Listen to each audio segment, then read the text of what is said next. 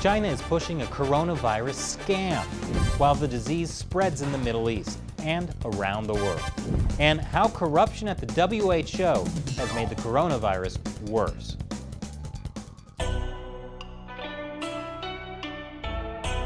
This is China Uncensored. I'm Chris Chappell. This week's China News headlines. An update on the coronavirus disease, also called COVID-19. It's now spread to at least 48 countries. But the World Health Organization is declining to call it a pandemic. Cool. Just like they declined to call it a global health emergency a month ago. Now, a pandemic means that a disease is spreading around the world. And the WHO used to have specific criteria for declaring a pandemic. And with outbreaks in China, South Korea, Italy, and Iran, COVID-19 would likely have met those criteria. But the good news is, now the WHO's criteria for pandemics is a lot more vague. According to the Director General, the coronavirus is not a pandemic because there hasn't been uncontained global spread or large-scale severe disease or death. Instead, the head of the WHO says these are epidemics in different parts of the world. I mean, South Korea is reporting record daily spikes and Japan is closing all schools.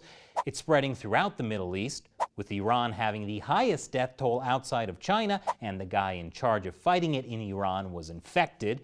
Coronavirus cases are also surging in Italy and spreading from Italy to the rest of Europe, and it's in Latin America now. But thank goodness it's not a pandemic yet. However, official numbers of new coronavirus cases are down in China. Unfortunately, that might just be because the Communist Party has a coronavirus scam, changing the definition of what an infection is. They've changed the definition 6 times so far. So what does it mean that the numbers are going down? According to an expert at Johns Hopkins Center for Health Security, there are 2 possibilities. The draconian social distancing measures China has taken are really driving the number of cases down, or health officials are changing their view of what constitutes a case. Kind of like how the party lifted millions of people out of poverty by changing the definition of what poverty meant. Most of those people are now called low income. Problem solved. But one thing we can all confidently count on is the lack of medical supplies, since everything is made in China. The coronavirus is hitting the Chinese economy hard. Factories are struggling to start up again after being shut down. Only 1/3 of Chinese small businesses are open. And migrant workers, a critical part of the Chinese economy, can't move throughout the country because of quarantines and border restrictions. You know what that means? Now's the right time to buy Chinese stocks. And JP Morgan says the Chinese economy will grow in the second quarter. I mean, just think about how much money can be made in China. There's probably no downside at all, especially if you don't learn from history. I wish I knew how to quit you.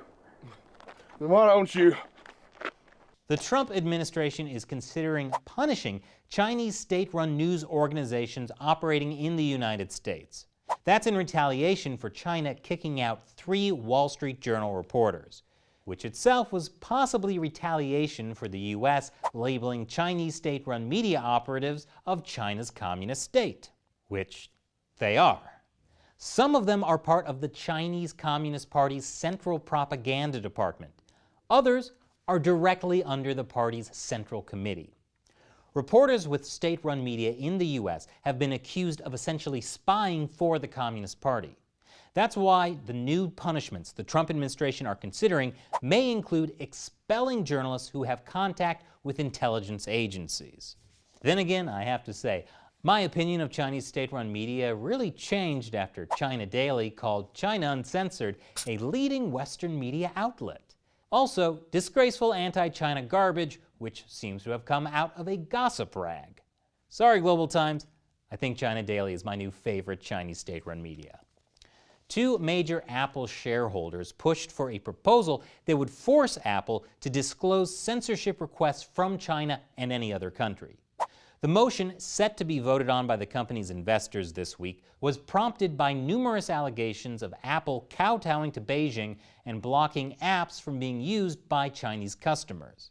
That includes Apple removing VPNs at Beijing's request. so that Chinese people can't access the outside internet on their iPhones. But good news for Apple. The votes are in and Apple will not be held accountable. Apple's major shareholders are all large corporations which themselves mostly have investments in China. So really, this helps everyone not be held accountable. But there is at least some good news this week. On February 19th, you saw our episode about how the Chinese consulate in New York put up an exhibit about Tibet in the Queen's Public Library, full of all sorts of propaganda. Well, this week, thanks to unrelenting pressure from local Tibetans and possibly China Uncensored pestering library officials for comment, the library took the exhibit down. Tibetans can finally celebrate a victory against the Chinese Communist Party. The Tibetans in exile, at least. But some not-so-great news coming up after the break. The World Health Organization is a lot more corrupt than you might think. And that corruption and tight relationship with Chinese leaders helped spread the coronavirus.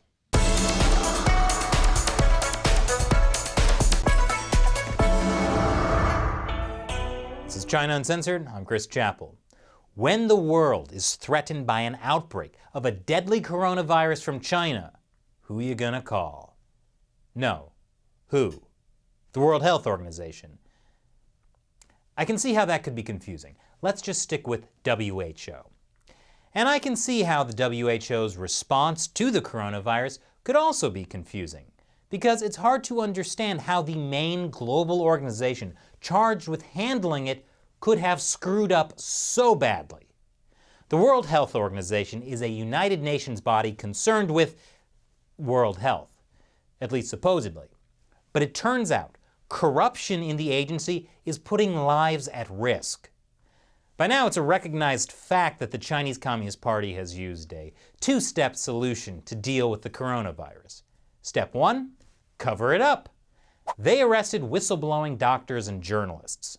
And state-run media either kept numbers of infections impossibly low or didn't report on it at all. But after weeks of cover-up allowed the virus to spread across China and around the world, it became too big to cover up. So then, step two, authoritarian crackdown. The Chinese regime has quarantined much of Hubei province where the outbreak began. It is the largest quarantine in human history, with tens of millions of people affected. And now, much of the rest of the country is under lockdown as well. Now you might be thinking a quarantine makes sense, right? Except on this ginormous scale, it doesn't actually work well. It's been authoritarian, heavy-handed, and often arbitrary, varying from one village or city to another. And this has made Chinese people lose trust in their government. Some people look for ways to escape the quarantine zones, and many don't report to authorities when they get sick because the consequences could include being put in a quarantine center next to hundreds of other sick people.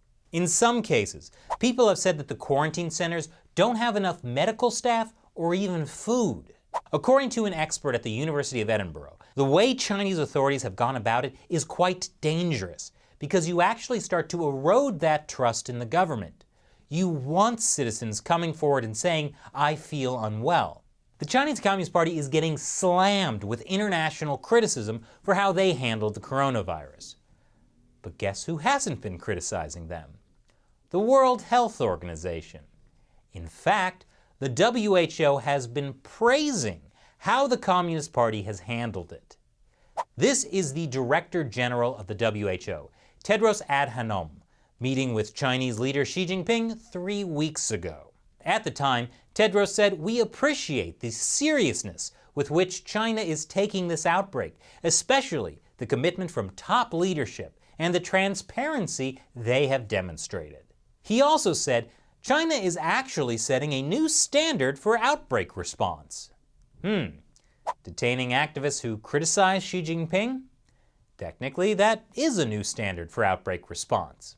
Anyway, Tedros lavished praise on China, despite the fact that it took nearly 2 weeks for the agency to get a go-ahead from China to send even an advance team, which arrived in Beijing on February 10th to discuss a joint mission. Tedros' praise of China has been so lavish, he's been featured repeatedly in Chinese state-run media, like this video from the People's Daily. China took action massively at the epicenter, at the source of the outbreak. This is heroic. The actions of China is making us safer. Maybe it's just me, but I don't feel a whole lot safer. And keep in mind, Tedros was praising China's authoritarian response to the virus. At the same time, he was criticizing other countries, especially the US, for travel bans to and from China. There is no reason for measures that unnecessarily interfere with international travel and trade. We call on all countries to implement decisions that are evidence-based and consistent. Good thing no one listened to him. Major world airports set up screening procedures for travelers who had recently been to China. Many airlines simply stopped flights to and from China. You know, it's not a great thing when people ignore the main global organization that's meant to advise everyone on health crises. Tedros also said in an interview that the quarantine of tens of millions of Chinese people is consistent with the WHO's regulations that call for the least intrusive measures possible and strong protection for freedom of movement and other human rights. Least intrusive? I would hate to see what the WHO actually considers intrusive. Incidentally, Tedros was a leader in Ethiopia's Tigray People's Liberation Front. That's a wing of the ruling Marxist-rooted Ethiopian People's Revolutionary Democratic Front. He served the violently repressive regime as Minister of Foreign Affairs from 2012 to 2016 after a stint as Health Minister. So I would really hate to see what Tedros considers intrusive. Though he did say, "I think that human rights and so on should be respected." Yeah, human rights and so on, yada yada yada. But Tedros isn't the only one in the WHO who's praising the Chinese Communist Party's response to the coronavirus. Another WHO representative recently told a panel, "The people of China feel protected. We all need to take a step back and admire what's happened." Remember Peter Humphrey, the British private investigator who was jailed in China in 2013? He had been drugged, chained to a chair, locked in a cage, and then made to read out a statement written by the police in front of the cameras. The anchor who presented the footage, James Chow, is now a goodwill ambassador with the World Health Organization. This kind of praise for China has been going on for years. This statement from former WHO Director General Margaret Chan says, in the eyes of the world, China is increasingly seen as a model for development at many levels. China has lifted millions of its people out of poverty. And China is extremely fortunate to have a president who has made health the center of all government policies. And if the people don't want to be healthy, sometimes you just gotta force them. Incidentally, Beijing backed the appointment of Margaret Chan, a former director of health in Hong Kong, as WHO Director General from 2006 to 2017. But beyond just praise, the Chinese regime seems incredibly successful at getting the WHO to bow down to its claims over Taiwan. In case you don't know, Taiwan is a sovereign country with its own government, military, and currency. But the Chinese regime considers it part of China. And China has used its influence in the WHO to keep Taiwan out. Here's a speech given at a WHO meeting last year. There is simply no principled basis why Taiwan should not be here. The only reason why it is not here now is because of the fact that the government in Beijing does not like the current administration in Taipei. And yet, Taiwan is not allowed to join the World Health Organization as a member state, or even as an observer. And that puts Taiwan's population of 23 million people at risk.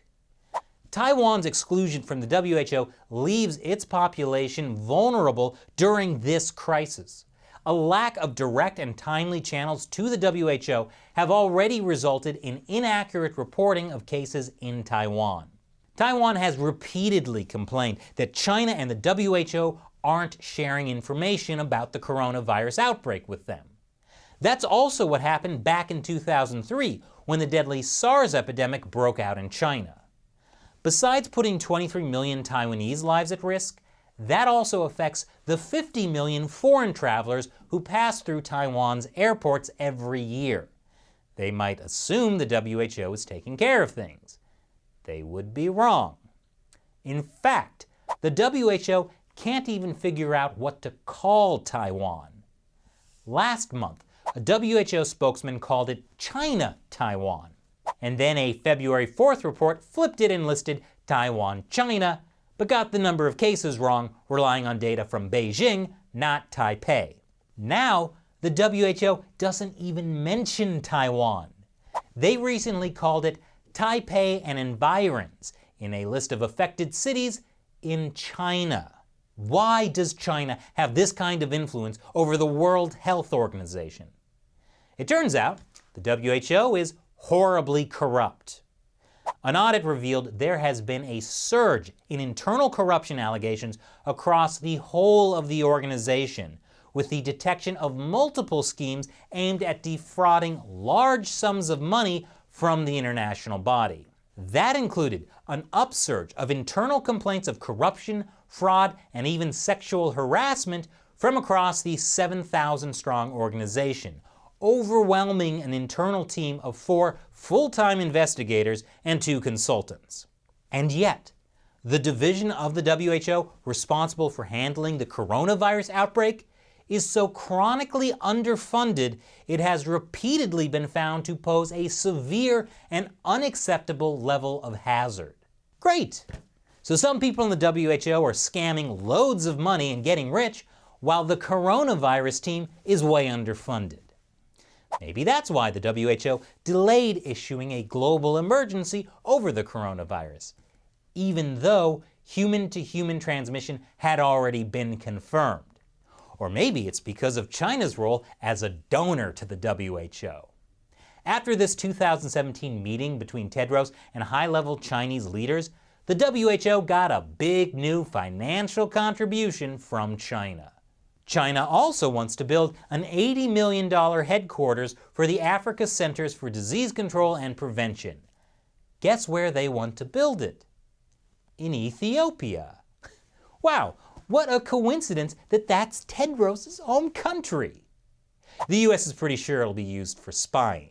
But China's importance to the WHO derives not so much as a current donor, but as a future source of funds and a partner with which to tackle the biggest global health problems.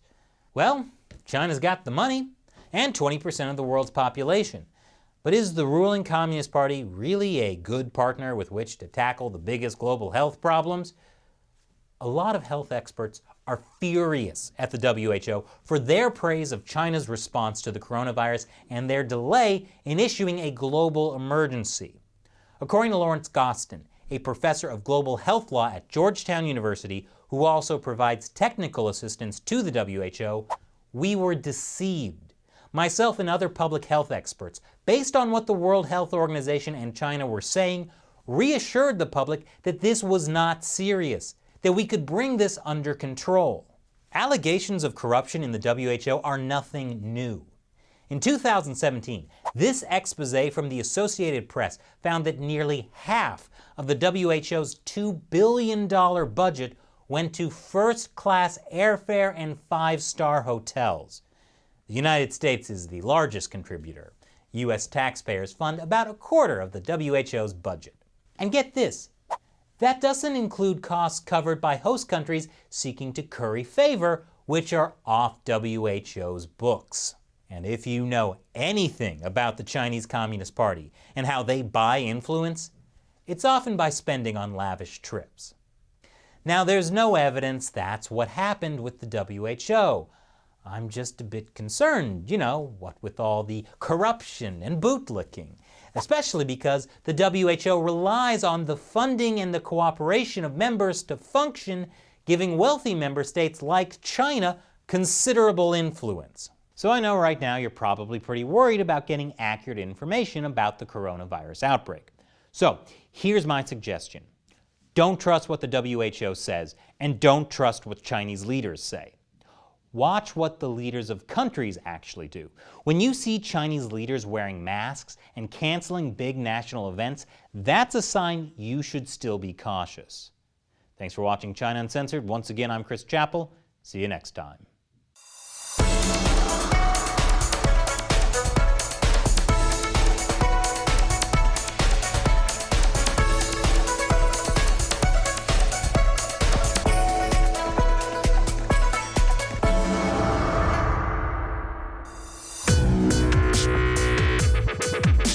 Viewers have described China Uncensored like The Daily Show, but about China.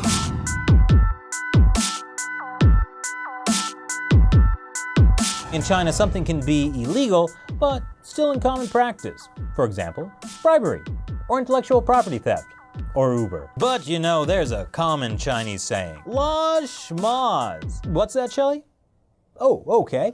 I'm being told no Chinese people ever say that. At the beginning, I was super excited when I got 500 views on an episode, and now the show's grown to about 500,000 subscribers on YouTube. One episode reached 7.9 million people and counting. Ride in luxury to your destination in only double the amount of time it would take you to fly there. Dreams come true. And China is the little engine that could. I'm a little freaked out that many people have seen my face.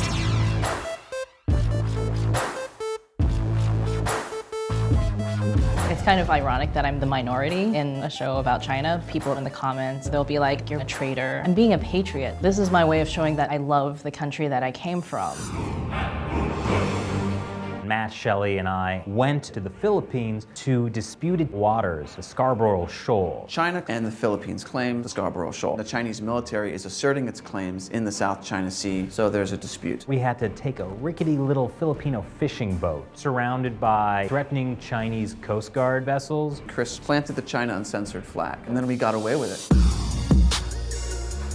Chris, Shelley, our cameraman, and I went to the Waldorf Astoria in New York, hoping to interview the leader of China, Xi Jinping. Oh, we are being helped. Going to... What is it, China Uncensored? China Uncensored, yeah. I don't suppose there's a chance I could use them. Down the staircase. The lead security guard followed us out and said we were banned for life from the Waldorf Astoria.